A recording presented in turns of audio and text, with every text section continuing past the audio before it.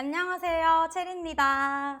네, 오늘은 제가 제일 모시고 싶었던 분 정도성 대표님 소개할게요. 반갑습니다. 서사 당신의 서재를 운영하고 있는 정도성입니다. 요즘 새로운 일에도 도전을 하신 것 같은데 소개 한번 해드릴게요. 새로운 건 아니고 몇 년 됐는데 아니, 그래도 저희가 서사에서 저희가 이제 서점이잖아요. 밑줄 그은 책을 이제 파는 게 시작이었는데 이 밑줄 긋고 거기에 대한 제 생각을 적었었던 거를 그냥 오프라인 책에서만 파는 게 아니라 이걸 이제 온라인상에서 구독 형태로 파는 볼 수 있는 서사 라이브러리를 최근에 런칭을 해서 계속 구독자를 모으고 있습니다. 검색하시면 나오니까 꼭 구독을 좀 해주셨으면 좋겠습니다. 그럼 네. 검색창에 어떻게 서사 라이브러리라고 검색하시면 됩니다. 네. 밑줄 파는 남자로 유명하시잖아요. 유명까지는 아니고 그렇게 신문에 나온 적이 있었죠. 네. 밑줄을 파는 남자로. 네. 어떻게 밑줄을 긋게 되신 계기가 있으실까요? 원래 책을 좀 전 더럽게 봐요. 네. 왜 더럽게 보냐면 책을 읽을 때 이제 생각 자체가 되게 휘발되는 경우가 많거든요. 맞아요. 생각이 휘발되는 걸 이제 막으려고 항상 책을 읽으면 그걸 다 읽고 나서 뭐 독후감을 쓰거나 서평을 쓰거나 리뷰를 쓰는 게 아니라 그 여백에다가 항상 낙서를 했었습니다. 막 낙서를 해서 그거를 나중에 따로 정리를 해서 또 한 번 글을 쓰거나 아니면 혼자서 이렇게 쭈글쭈글 말을 하거나 이런 식의 패턴이었는데 네.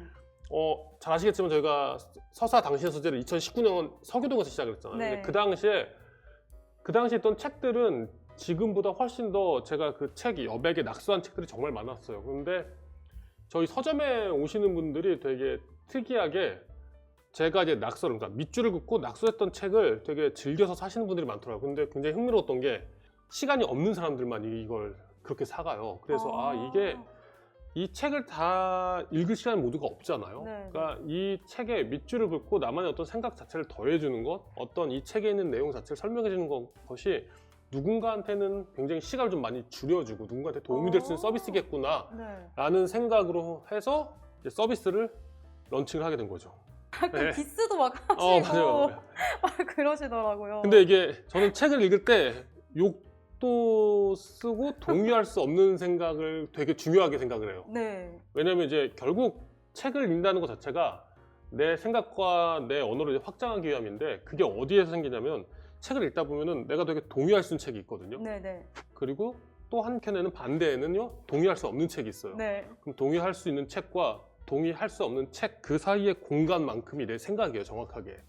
그럼 그 공간에 대한 내 생각을 언어로 기록을 해놨었을 때 내 생각이나 내 세계 자체가 굉장히 탄탄해질 수가 있기 때문에 저는 동의할 수 없는 책들도 굉장히 왜 내가 이게 동의가 안 되지 하면서 막 분노에 차서 네. 18 써놓은 것도 옛날에 있었어요. 저희가 너무 재밌어가지고 잠깐 디저트 소개를 까먹었는데 소개 한 번만 해주시죠. 그 얹기 위해서는 오히려 되게 완벽해 보이고 멋있는 케이크는 뭔가를 더 얹기가 너무 힘든 것 같아요. 그래서 그러니까 체리온 탑이잖아요. 네. 뭔가 하나를 더 얹어야 되는 건데 네. 근데 그 얹기 위해서는 오히려 되게 완벽해 보이고 멋있는 케이크는 뭔가를 더 얹기가 너무 힘든 것 같아요. 그래서 가장 평범하고 부담이 없는 거 어떻게 보면 저는 미완성 형태가 더 좋지 않을까라고 생각했는데 제가 생각했을 때 뭔가 미완성 형태에 가장 가까운 케이크가 이 모양인 것 같아서 뉴욕 치즈 케이크를 가져왔습니다. 그럼 한번 먹어볼까요? 네, 네, 잘 먹겠습니다. 맛있게 드세요. 네.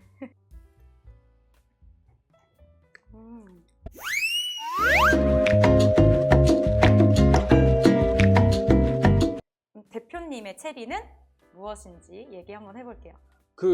처음에 이제 질문 받고 나의 체리가 도대체 무엇일까? 뭔가를 하나를 더하게 하는, 그러니까 완성시킨다고 하는 그 마지막 한 조각에 해당하는 게 뭘까라고 생각을 했는데 그 질문을 받자마자 떠올랐었던 게 나는 불완전함이다라는 생각이 들었어요. 불완전함. 예. 항상 제가 이제 무언가를 더하게 만드는 건 불완전함인 것 같아요. 이게 완전하지 않고 항상 나라는 사람 자체도 이제 불완전하고 내가 해왔었던 일 자체도 항상 아쉬움이 있고 조금 부족한 듯한 느낌이 있다 보니까 거기에 대해서 완성도를 더 올리기 위해서 더 하고 싶어서 무언가를 한 번 더 노력을 하게 만들어요. 근데 이 불완전함을 넘어서기 위해서 내가 좀 더 노력을 한다고 하더라도 완벽해지냐? 그건 아닌 것 같아요. 그건 절대 아닌데 그거와 상관없이 이 불완전함을 느낀 상황에서 한 번 더 하려는 그것 자체에서 저는 약간 뭐랄까 나의 서사가 완성된다는 게 이게 부족하지만 뭔가를 한 번 더 하는 게 제가 일을 대하는 태도인 것 같아요. 네. 저도 생각해보면 저의 결핍들이 지금의 저를 많이 성장시킨 것 같거든요.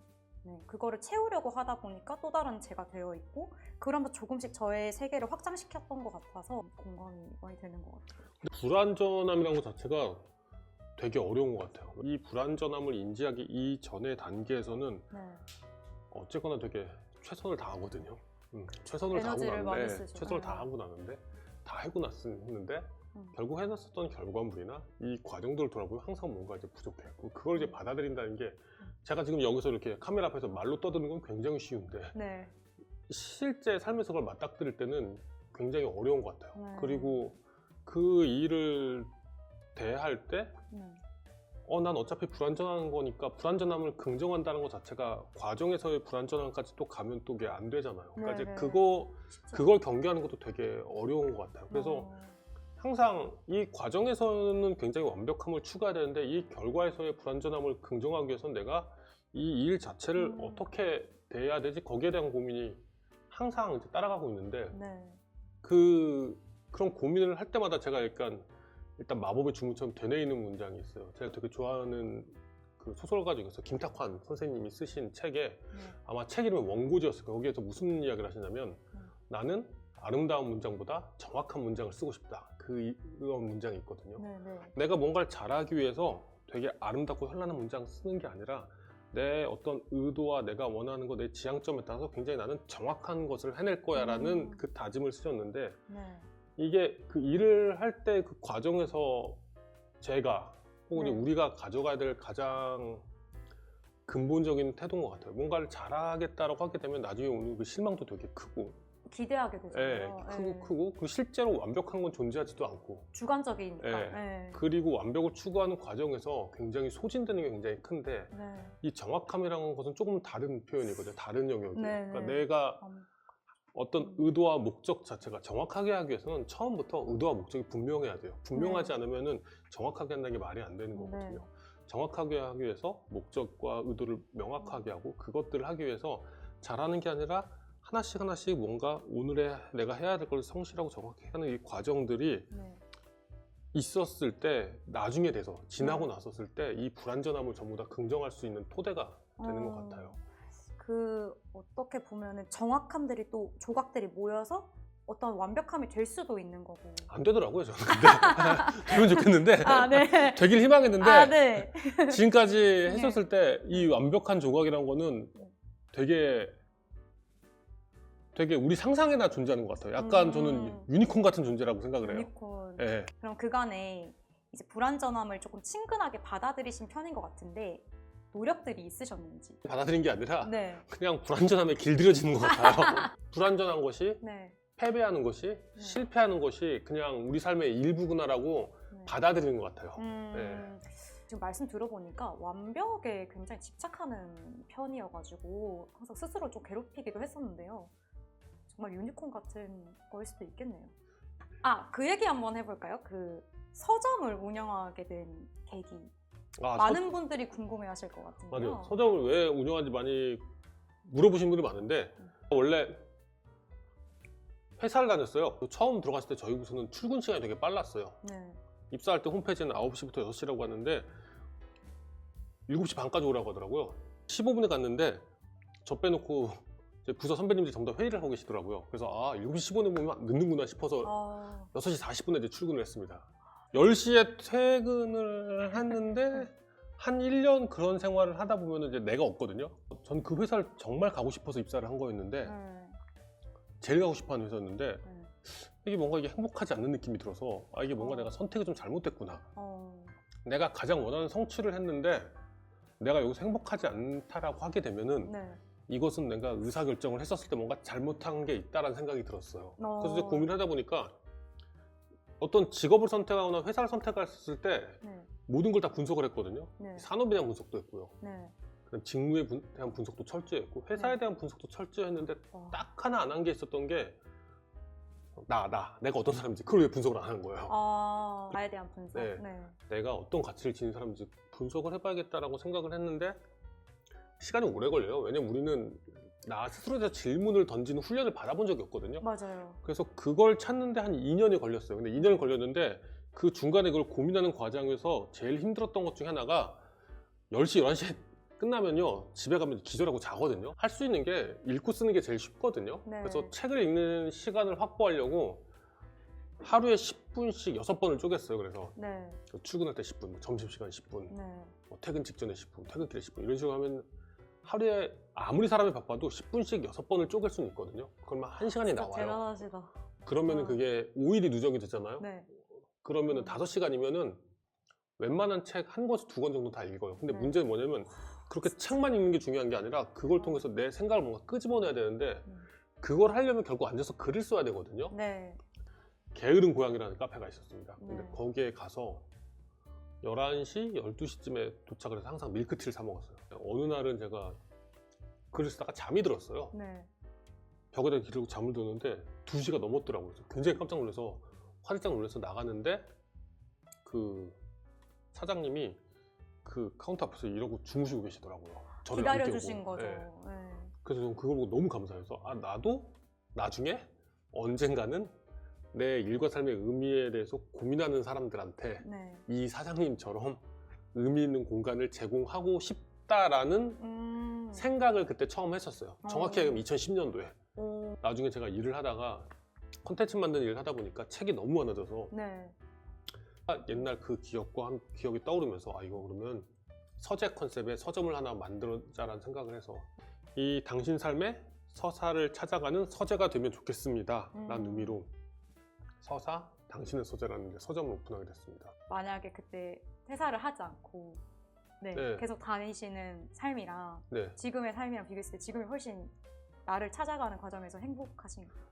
회사 다닐 때도 행복했어요. 저는 그래서 저는 지금도 회사를 다니는 사람들이나 이분들한테 네.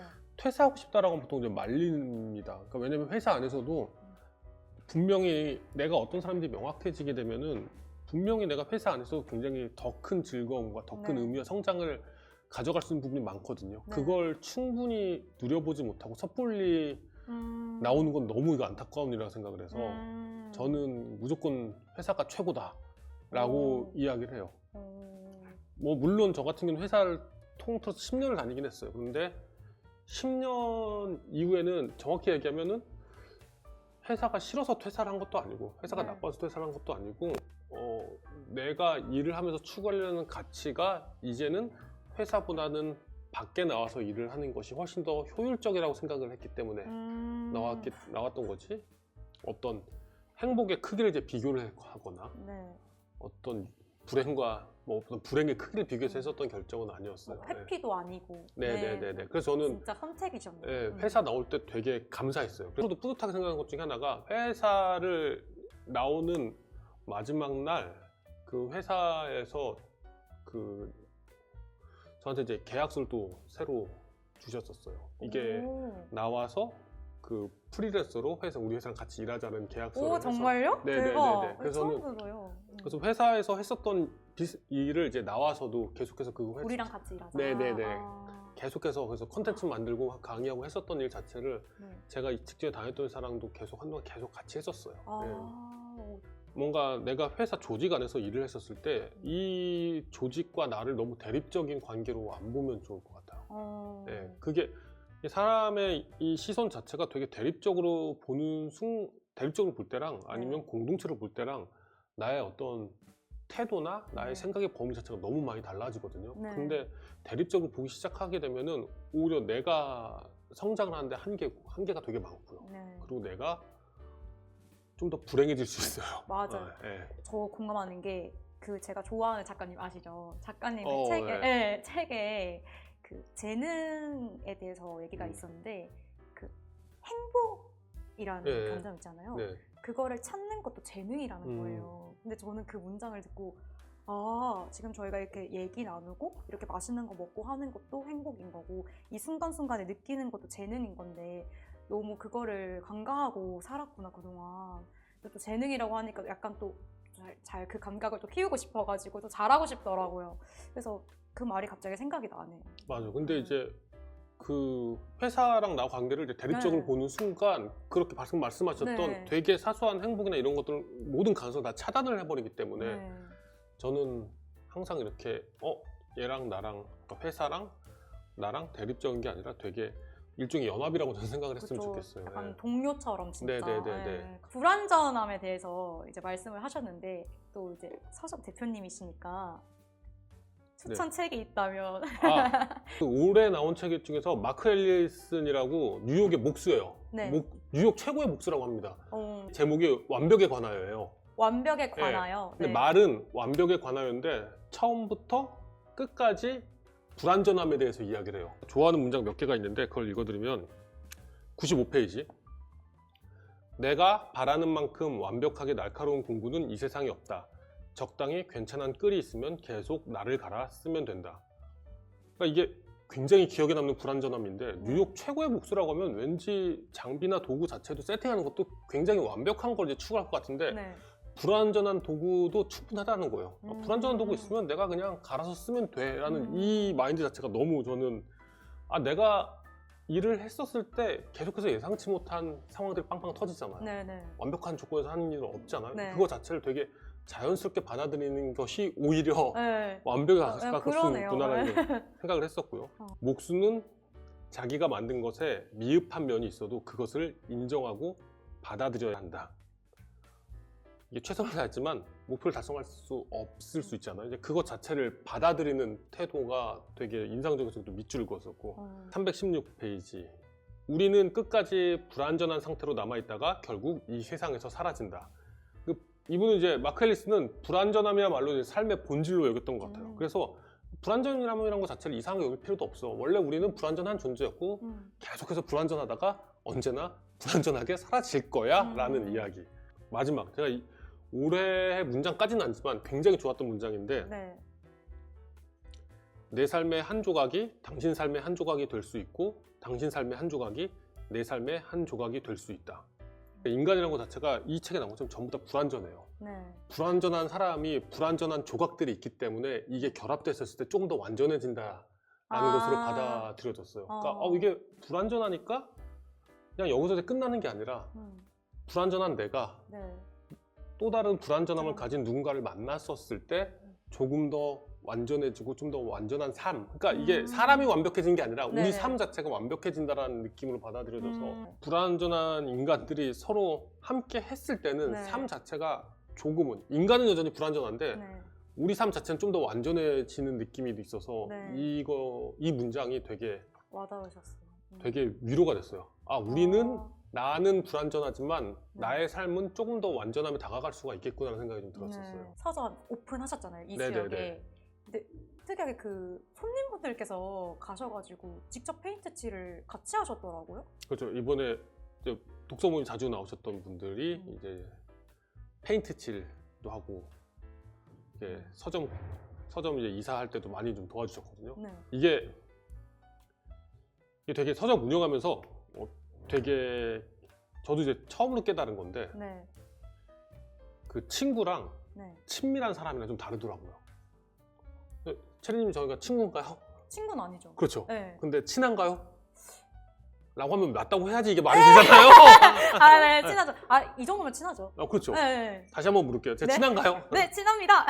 네. 그러니까 이게 서점에서 어떤 사람들을 만났었을 때 네. 친구는 아닌데 친밀한 사람들이 이제 존재를 하더라고요. 네. 독서 모임이란 공간, 독서 모임을 했었을 때 그 네. 공간에서 우리가 굉장히 내가 평소에 하고 있던 그 일상의 생각과 언어가 아니라 네.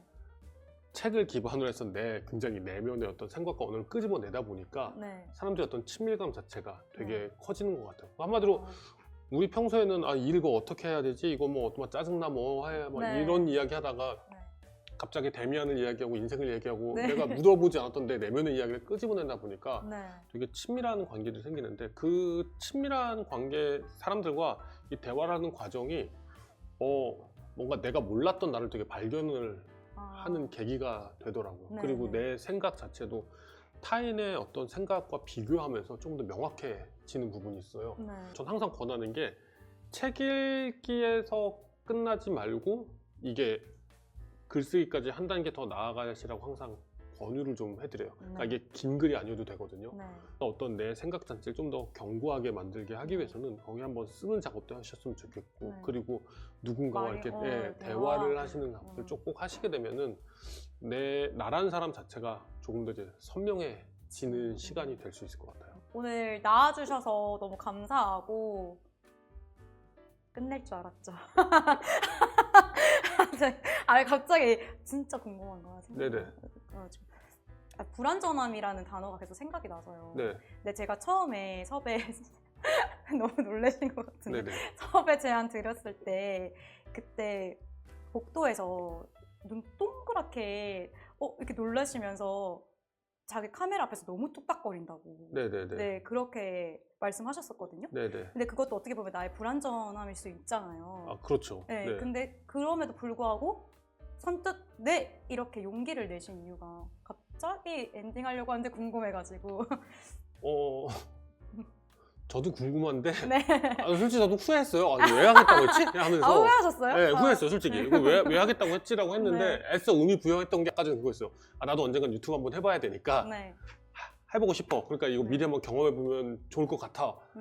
라는 생각으로 애써 의미 부여했지만, 네. 그 당시엔 제가 왜 했다고 하는지는 모르겠어요. 근데 이게 약간 서점에서 만난 친밀한 관계라서 거절을 못했던 것 같아요. 2019년도부터 오셨던, 이게 시간이란 거 좀 무시를 못하는 것 같아요. 아, 네. 확실히 이제 길게 본 분들은 저도 저희가 서점을 중간에 옮겼잖아요. 네네. 근데 옮길 때마다 따라오듯이 이렇게 그쵸, 오시는 분들 네. 같은 경우에는 저도 이게 그 섣불리 거절을 못해서 아마 하지 않았나 싶어요. 제가 은근히 질척거려가지고 아, 네. 서사에 약간 네. 질척이잖아요. 감사합니다. 시간의 힘인 것 같아요. 네. 네. 오늘 이제 시간 내주셔서 너무 감사하고 네, 다음 시간에 또 뵙겠습니다.